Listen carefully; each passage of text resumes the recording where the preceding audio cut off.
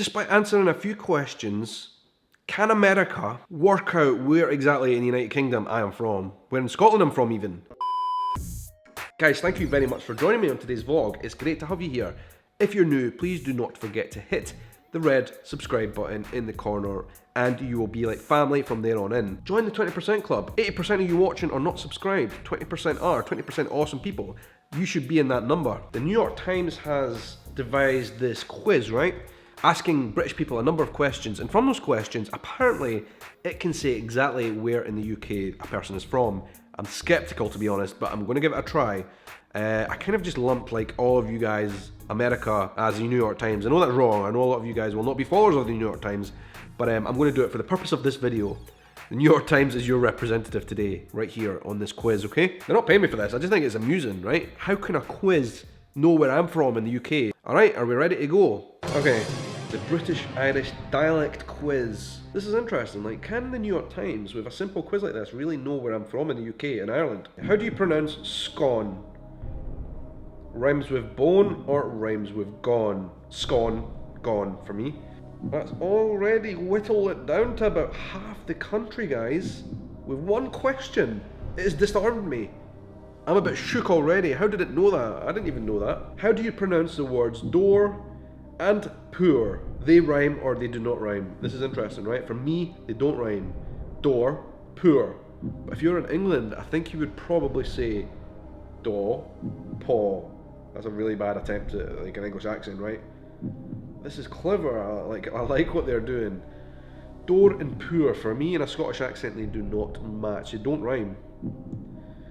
And it's whittled me way down to basically Scotland or Newcastle so far. It's doing a pretty good job already.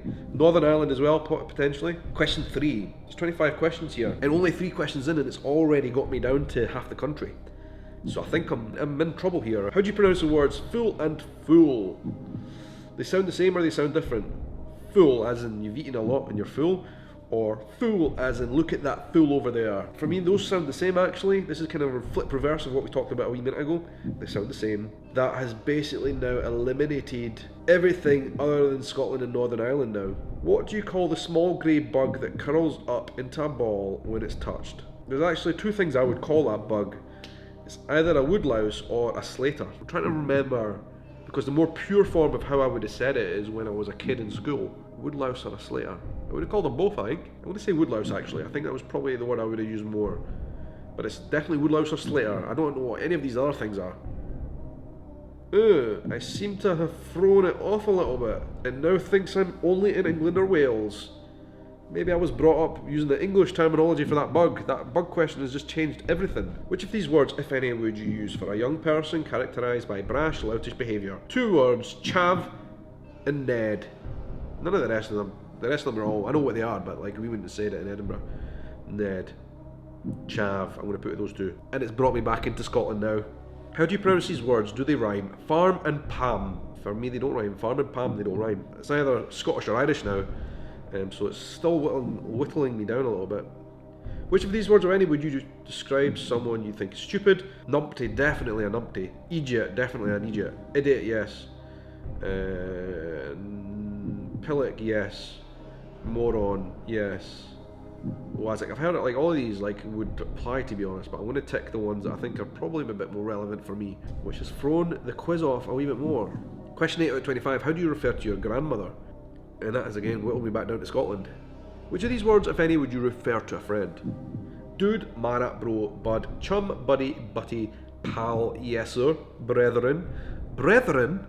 Really? I think this is going to throw the quiz off a wee bit because I would use a lot of these words apart from brethren. Man, I would say, but that's kind of American, right? Mate, definitely. That has confused it somewhat. Which of these words, if any, would you use for feeling cold? Brass monkeys, Baltic. Baltic, definitely. Freezing. Baltic, I'm going to tick that right away. Freezing. Chilly. Foundered. Nesh. Perishing. It's perishing outside.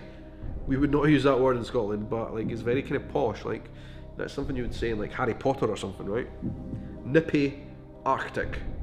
We would use Baltic, freezing, chilly and nippy. What is the name of the playground game in which one child chases the rest and anyone whose touch becomes the pursuer? That was Tig for me when I was growing up. That was Tig. Question 12.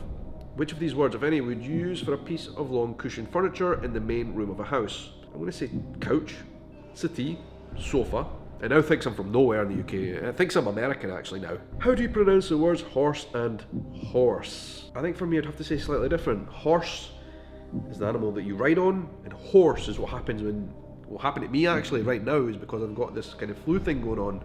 I'm sounding a bit hoarse, so they sound different for me. And that has put me purely in Scotland and Ireland territory again. How do you pronounce the A sound in last? And then it says, I think I'm ticking this box. It all sounds the same. I'm in Scotland. What do you call the evening meal? Tea, supper, dinner. Tea for me. How do you refer to your mother? Mummy, mommy, mommy, mum, old one. I don't think anybody calls their mum old one anywhere in the world. Old dear. Would you call your mum old dear? I don't think so. Ma. If I say ma, it's going to put me in Glasgow. Directly into Glasgow. Do not pass go if I say ma, which apparently means I'm in Northern Ireland. Which of these words, if any, would you use for a heavy rainfall? Chucking it down, pelting down, pissing down, throwing it down, raining cats and dogs, lashing, tipping down, bickering down, pouring. I'd say chucking it down, I would say pissing down, I would say pouring. Next, that puts me anywhere. Which of these words, if any, would you use for not showing up for school at work? Dog it, dog off, skive off, yes, skive off and skip for me. Apparently that puts me very specifically in Caithness. How would you pronounce the words food and good? They rhyme for me. How do you pronounce the words butt and putt? Butt is obviously bottom. Putt is when you play golf and you're like hitting it on the what do you call it? The putting range? Sound the same to me. Which of these words, if any, would you use for running water smaller than a river? A creek, shuck, burn. Burn for me, 100% a burn. All day long, it's a burn. How do you refer to your grandfather? Grandpa. Which of these words would you use for a child's soft shoes for PE? Gym shoes. Which of these words, if any, would you use for a baby? Nipper, sprog, kid, wean, wane, bairn. For us, it's a bairn. 100%. Oh my goodness, guys, the results are in.